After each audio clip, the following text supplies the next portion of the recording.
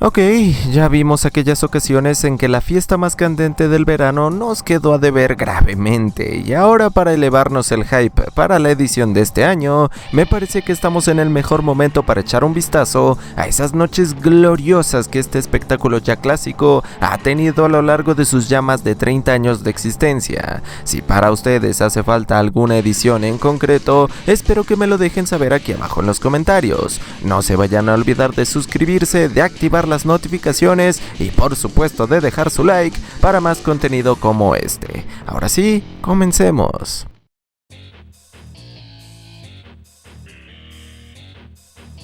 Este SummerSlam en específico dista mucho de ser perfecto y aún así me parece una iteración de las más importantes de toda la historia, uno de los piques que alcanzó ese tan fructífero año que fue 1998 para la World Wrestling Federation, el despliegue y consagración de la exitosa Attitude Era. Desde el siempre mítico Madison Square Garden, fuimos testigos de la consolidación de dos de las megaestrellas más reconocidas de la lucha profesional en Occidente, cuando The Rock y Triple H se batieron en una caótica, intensa y en todo momento entretenida lucha con escaleras por el campeonato intercontinental, en la cual el joven de Greenwich, Connecticut, emergió por lo alto, causando así una de las reacciones, créanme, más estruendosas de la época. Ken Shamrock y Owen Hart presentaron una de las estipulaciones más únicas e inusuales también de la historia, a la que realmente supieron adaptarse bastante bien, un combate de jaula de león, Lion's Den Match,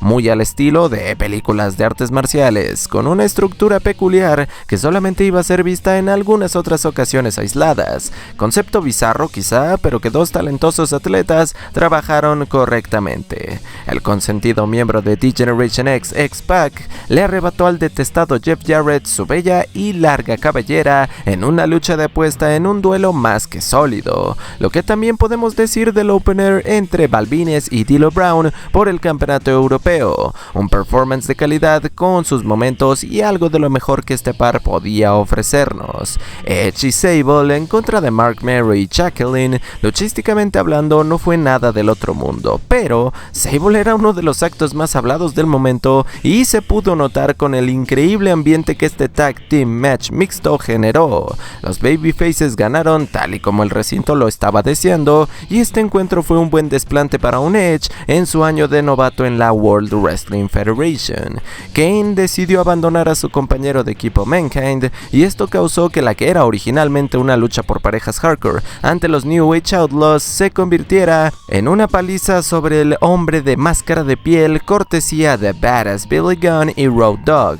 Al final, la gran maquinaria roja sí apareció para únicamente añadir sal a la herida, emergiendo de las profundidades de un basurero para atacar al desafortunado y ya abatido Mankind, con un mazo por cierto. The Oddities ante Kai en Tai fue una de esas rarezas de esta época que no envejecieron de lo mejor, y probablemente se trata del punto más bajo de este SummerSlam. No hay que temer aún así, pues si algo hizo bien la compañía en este show, fue la presentación y construcción de su evento estelar, el más grande desafío que Stone Cold Steve Austin iba a afrontar como campeón máximo hasta ese instante, The Undertaker. El enfrentamiento publicitado adecuadamente como la carretera hacia el infierno, Highway to Hell, y sí, con todo y temazo de AC/DC incluido. Uno de esos combates de marquesina que marcaron a una generación de fanáticos. Hasta ese momento el quite más relevante que la WWF había buqueado durante su Attitude Era. Simplemente dos figuras más allá de la realidad batallando por el premio más codiciado. Y aunque el encontronazo se vio dañado por una desafortunada lesión, la Serpiente Cascabel y el Fenómeno hicieron valer la espera por este match.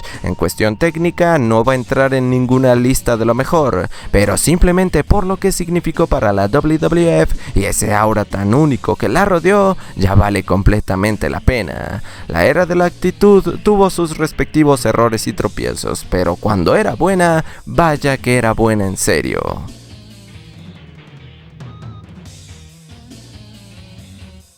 A continuación, uno de esos pay-per-views a los que de verdad podemos llamar cine, y lo digo muy en serio, pues esa fue literalmente la temática de esta iteración de la fiesta más caliente del verano, la cual fue llamada en aquella aquella ocasión el blockbuster más grande del verano, o digamos también la película más taquillera. Y sí, cumplieron, vaya que cumplieron, haciendo que el show se sintiera trascendental, al menos con las atracciones principales que la WWE nos preparó. Y hago énfasis en esto, porque es cierto que no todo en la cartelera se sintió importante. No podemos decir demasiado, por ejemplo, de un MVP vs Jeff Hardy, que aunque fue disfrutable y estuvo bien, no tuvo nada en juego ni fue por completo memorable. Tampoco podemos hablar demasiado del lamentable que Matt Hardy sufrió a manos de Mark Henry por el ECW title, que una vez más, para lo único que sirvió fue para demostrarnos que la marca extremista no le interesaba en lo absoluto al equipo creativo. En lo que sí podemos adentrarnos a fondo es en la victoria en relevos mixtos de la pareja sensación del momento, Glamarella, Santino Marella y Beth Phoenix, que superaron a la dupla de Kofi Kingston y Mickie James para salir de SummerSlam con todo el oro en su poder. El milagro de Milán le quitó a Kofi la presea intercontinental y la Glamazona el oro femenil a Mickie. Lucha muy corta pero recordada por lo entretenida que estaba siendo la combinación de Santino y Beth. CM Punk y JBL tuvieron lo que podríamos llamar una confrontación decente por el World Heavyweight Championship, y te das cuenta de lo mal buqueado que estuvo el primer reinado estelar del disciplinado cuando este quite es de lo más destacado de este mismo. Si queremos platicar de combates fuera de lo común, debe hacerse mención de que por una aislada ocasión, el Gran Khali no tuvo un match desastroso, catastrófico o digno de pesadillas. Esto se lo podemos agradecer a Triple H, que defendió el campeonato máximo ante la pesadilla de Punjabi. Y tampoco me vayan a malinterpretar, la lucha no es buena e incluso podríamos argumentar que es mala de todas maneras. Es solamente que para los estándares del proveniente de la India, el juego le pudo sacar muchísimo más provecho. Y no les voy a mentir, ese pedigrí gigantesco era genial de verse. Pasamos con las dos contiendas que para mí le valen un puesto en este listado a este SummerSlam. Primero, la hasta entonces inédita guerra entre John Cena y Batista. Si dejamos de lado que WWE utilizó el ya cliché ángulo de hey, somos rivales, pero por alguna razón vamos a ser también compañeros de equipo e incluso vamos a ganar los títulos tag team sin razón aparente, hasta que por obvias razones nos vamos a dar la espalda uno al otro. Bueno, pues la verdad es que este sí era un enfrentamiento que la fanaticada quería ver, con dos hombres con carreras casi paralelas que no habían cruzado caminos hasta entonces. Me encantó la presentación tipo película de acción que le dieron a esta lucha al promocionarla. El performance de ambos estuvo muy bien, en cuestión técnica no fue una actuación impresionante, pero solamente necesitaban darse con todo y dejar que el poder de su estrellato contara toda la historia. En uno de los finales que más recuerdo de un combate en mi infancia, el animal acabó con el rapero mayor revirtiendo su super machetazo de pierna con un explosivo Batista Bump para el pinfall. Es una lástima que el combate quedara un tanto manchado por la lesión desafortunada que sufrió John Cena, pero aún así WWE logró su cometido con este combate. Y ahora sí, ese evento estelar que ya todos conocemos a la perfección. A Edge le llegaba la hora de pagar por todos sus pecados y su rivalidad de ya casi un año con Undertaker necesitaba llegar a su épica conclusión dentro de los confines de la celda infernal. Todo respecto a este main event me parece grandioso. El video package con la ya retorcida historia de amor entre la gerente general de SmackDown Vicky Guerrero y Edge, el inminente y tan anticipado regreso del fenómeno luego de haber sido desterrado por el máximo oportunista, y vaya, el match es espectacular prácticamente desde el comienzo en que suena la campana. Con una estipulación así teníamos que presenciar, sí o sí, todo el odio y deseo de acabar uno con el otro que tenían estos acérrimos enemigos. Vimos una pared de la celda romperse, una spear sobre la mesa de comentaristas, un chokeslam de adentro hacia afuera del cuadrilátero sobre dos mesas, y no podemos olvidarnos de ese signo de exclamación que colocó el hombre muerto a este intenso feudo, asegurándose de que la superestrella categoría R sufriera por todos sus bajos actos, lanzándolo a las profundidades infernales, donde Edge ardió entre las llamas dando un cierre, bueno, de película a este evento.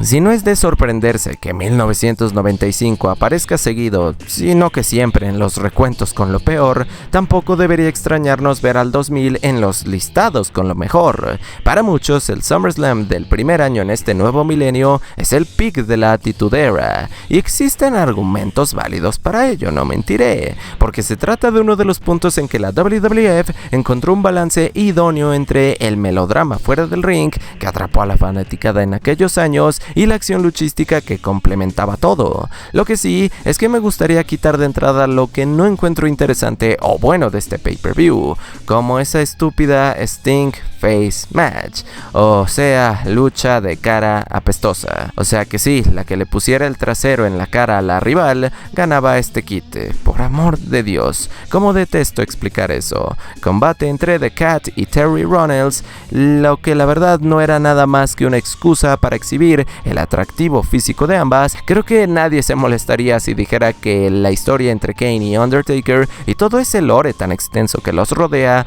es el relato mejor contado en toda la historia de esta compañía. Entonces, habiendo dicho esto, creo que a nadie le molestaría tampoco si dijera que los combates entre estas dos leyendas nunca fueron de lo mejor. No es que no hayan sido memorables, solo que en ocasiones sí que podían llegar a ser malos, como este que tuvieron en SummerSlam 2000, por ejemplo, encontronazo sin descalificación que fue lento, fue aburrido y que terminó sin resultado alguno debido a que el American Badass despojó a la maquinaria roja de la destrucción de su máscara y este tuvo que huir despavorido, y eso fue todo.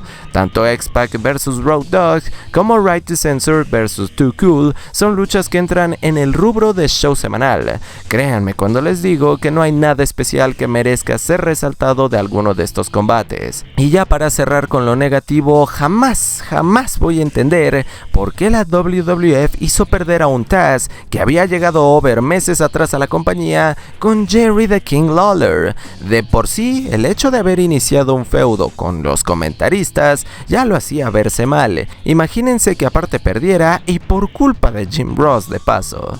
Pero bueno, ahora sí, ¿qué hace de SummerSlam 2000 un digno puesto de este video? ¿Qué tal ese enfrentamiento por parejas mixto en el que Eddie Guerrero y su mamacita Chyna superaron a la antagónica pareja de Val Venis y Trish Stratus? Combate que no es nada sublime ni tampoco muy especial, pero que aún así dejó feliz a la fanaticada debido a lo entrañable que la dupla de Eddie y Chyna estaba resultando. Por cierto, quien le hiciera el pin o la rendición a Venis en este combate saldría con el campeonato intercontinental en su poder, y esa fue la novena maravilla del mundo, sumando su segundo reinado con este título midcard. Esta fue la noche en que nos percatamos de lo realmente loco y descabellado que puede llegar a ser Shane McMahon, ya que durante su entretenida lucha hardcore por el Hardcore Championship ante Steve Blackman, lo vimos caer de los cielos hacia el mismísimo abismo, un spot de lo alto de la escenografía del evento que se sigue repitiendo hasta nuestros días, y que de paso fue acentuado por un super codazo de la misma altura de parte de Blackman sobre el contrincante. Pero un momento, si de caídas, de colisiones y de derby de demolición queremos hablar, ¿qué tal el estreno de una estipulación ya favorita de los fans? La TLC Match, combate con mesas, escaleras y sillas. Edge y Christian, los Hardy Boys y los Dudley Boys cambiaron a la industria y los gimmick matches con un spot fest perfecto, donde no importó cuánto estaban arriesgando, iban a elevar la apuesta paso a paso. Los spot fest, insisto, no serían lo mismo desde entonces. Una lucha que necesitan ver por lo menos una vez en su vida si es que aún no lo hacen. Y todo esto quedó cerrado por lo alto con la novela predilecta de la fanaticada en ese momento, el triángulo amoroso entre Triple H, Stephanie McMahon y Kurt Angle, en el cual The Rock también se vio involucrado debido a las intenciones de ambos por hacerse con su WWF Championship. Tres de las figuras top de la época en una excelente triple amenaza que, con todo y un desafortunado error, terminó siendo un viaje dramático y atrapante que dejó a cada fanático presente al filo de su asiento. El odio que creció a causa del amor de Stephanie McMahon entre Triple H y Angle les impidió concentrarse en el premio máximo, y ahí es donde el ídolo de las masas tomó ventaja y mantuvo el título título de la federación consigo. Si bien para mí el gran clímax de la Attitude Era fue WrestleMania X7 17, nunca podría poner en duda la relevancia y espectacularidad de esta fiesta más candente del verano.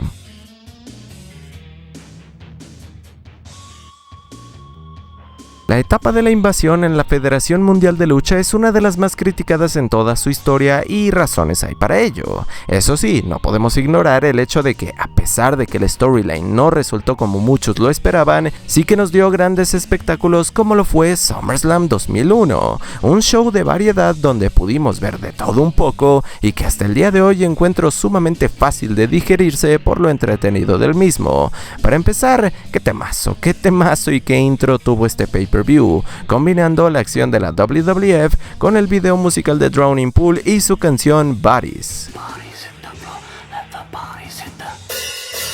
Ahora sí que hubo uno que otro combate que se queda por debajo de la marca si somos objetivos al respecto. No significa que hayan sido espantosos tampoco. Los hermanos de la destrucción entraron a la jaula de acero para, humillar, destrozar y aplastar, sin consideración alguna, a la dupla invasora de WCW, DDP y Kanyon, ganando así los WCW Tag Team Titles. Es una pena por Diamond Dallas Page, que básicamente quedó enterrado en el preciso momento en que The American Badass no gustó de él. La lucha de relevos australianos entre los Dudleys y Test, representando a la alianza ante la Agencia de Protección de los Acólitos, o sea Bradshaw y Farouk, junto a Spike Dudley, fue caótica por momentos, aunque de show semanal una vez que ya todo quedó dicho y hecho, y la victoria se la pudo robar la fuerza invasora con la asistencia del dueño de WCW, Shane McMahon, quien, ahora que lo pienso, se iba a convertir en una constante de este pago por evento.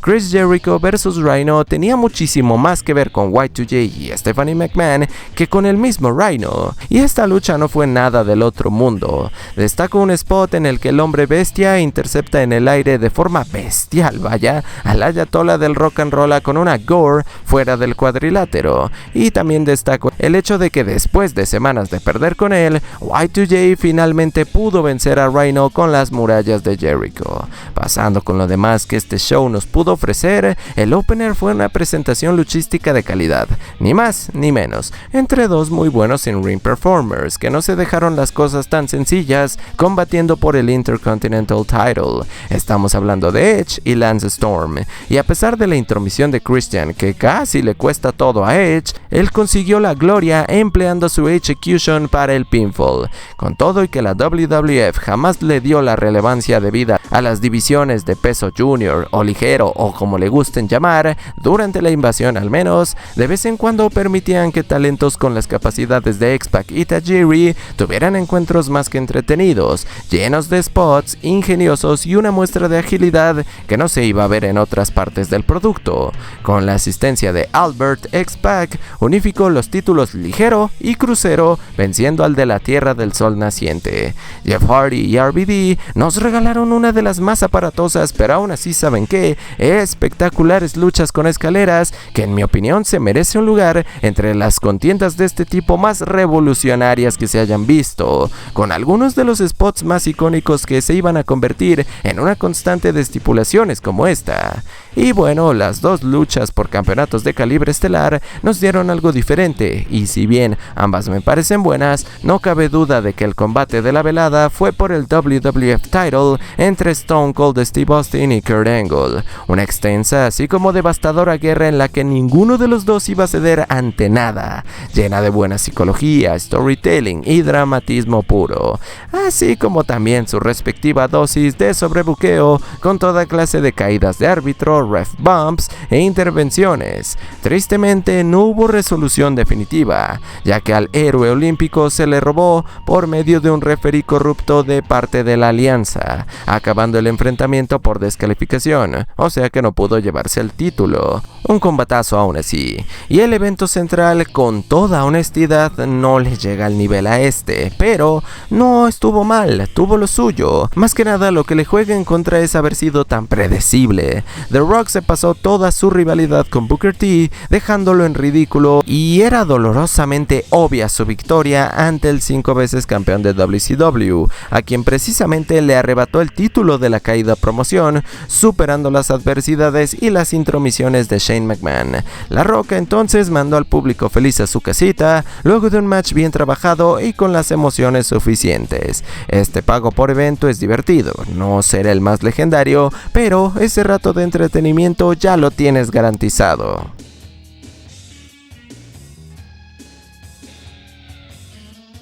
Si me dieran a elegir un evento en específico que ejemplifique a la perfección lo que significó la Ruthless Aggression Era en WWE, tendría que ser SummerSlam 2005. Este es un show ruidoso, escandaloso, absurdo en partes, grandioso en otras y por siempre icónico. Hay algo de lo que discutir casi por donde se mire en este cartel. Iniciamos con un squash por el campeonato de Estados Unidos en el que Chris Benoit evidenció a un inexperimentado Orlando Jordan. Pasamos con la más encarnizada enemistad del momento cuando Edge y Matt Hardy por fin trajeron su muy real y muy serio triángulo amoroso con Lita a la fiesta más candente del verano. Y nos quedó claro de una vez por todas que este Edge era un ser completamente diferente al que habíamos conocido hasta entonces. Este era un antagonista despiadado, cruel y sin remordimientos. El de Toronto, Ontario, destrozó a su odiado rival, dejándolo hecho un desastre cubierto en líquido vital.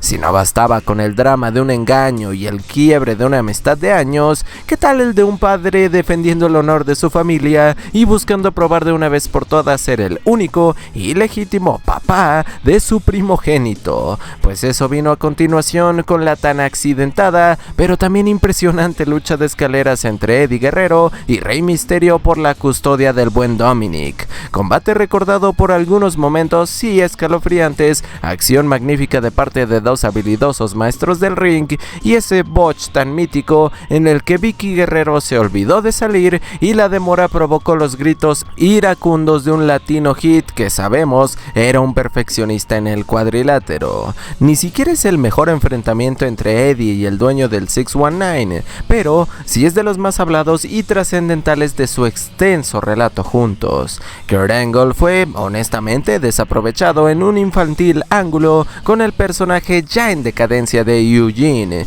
y como era de esperarse, la máquina de wrestling le pasó por encima al pobre Eugene para recuperar así su medalla olímpica. Es desde este punto en adelante que WWE se dedicó a cimentar el futuro de la industria con SummerSlam. Primero vimos al siempre villano y recursivo Randy Orton probarle al mundo que lo de asesino de leyendas no era nada más un apodo y eso y nada más, derrotando a The Undertaker en una revancha muy buena de WrestleMania 21. Claro que esto Randy lo logró con la respectiva ayuda de su padre, el vaquero Bob Orton, disfrazado como un fanático que invadió el ring. Pero hey, ¿saben qué? El fin justifica los medios, ¿no? Después, John Cena comenzó a ganar más confianza dentro del cuadrilátero, apoyado por la veteranía y sapiencia de un Chris Jericho que empezaba a darle de las mejores luchas en su primer reinado estelar.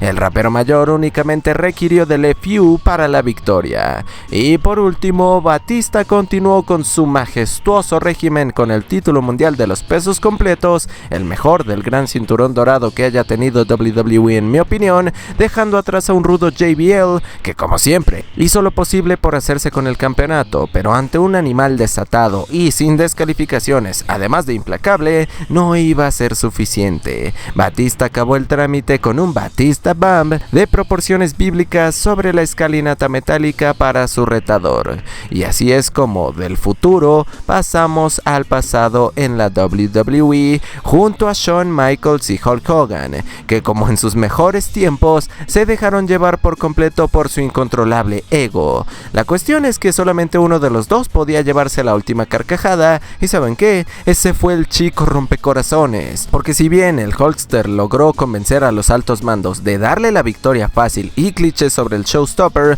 sin que él hiciera lo propio al siguiente pay-per-view como ya estaba pactado, Michaels no se iba a quedar de brazos cruzados y procedió a dejar quizá en el más grande ridículo de su carrera al Inmortal, sobrevendiendo al punto del absurdo cada ataque, cada movida, cada maniobra que el Hulkster dejaba caer sobre él, lo que hace de este evento estelar uno no muy bueno luchísticamente, pero sí un deleite para todos aquellos que no gustaban de los métodos tan bajos de Hogan de manejarse y de manejar los negocios detrás de cámaras. Al final, el Inmortal sí emergió vencedor, pero ¿a qué costo? HBK lo hizo ver como un hazmerreír, como un chiste, y eso es lo que precisamente más recordamos de este enfrentamiento. Para mí, quien ganó al final fue el chico rompecorazones, y por qué no también el entretenimiento deportivo. Una combinación de storylines polémicos, buenas actuaciones in ring y recuerdos especiales. En lo que a mí respecta, a este SummerSlam no le faltó nada.